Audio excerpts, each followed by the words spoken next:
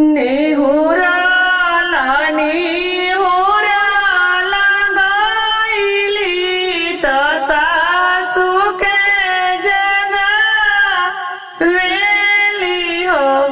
ए सासु जी बाड़ा जोड़ से बोथेला कपार तब सहर घर दीती बसहर घर दीती बोलही के रहली सासु जी ननद तू भुकावेली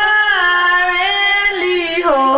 ए आमाया आखिर भाभी बेटिए हो खाई है त भूसाउल घर दे तू भूसाउल घर दे तू किए तारा बाबा के उठावल हउए भैया के छवावल हउए हो। हे भाभी कावना चली कावा के दाब से मांगेलू घरवा बसहर मांगेलू घरवा बसहर नहीं मोरा बाबा के उठावल हउए भैया के छवावल हउए हो। ए ननद अपना बोल मुझी के दाब से मांगिले घरवा बसहर मांगिले घरवा बसहर।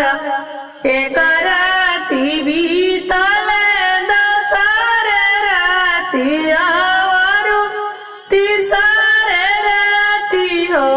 ए ललना सुकवा उगत बाबू जन में महलिया उठे सोहर। ए ललना सुकवा उगत बाबू जन में महलिया उठे सोहर।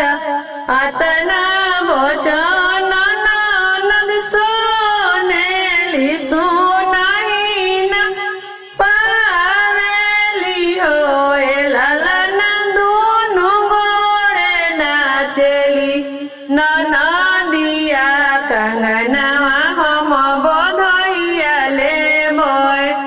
ए ललना दुनु टांगे नाचेली ननदिया कंगनवा हम बधइया लेबय।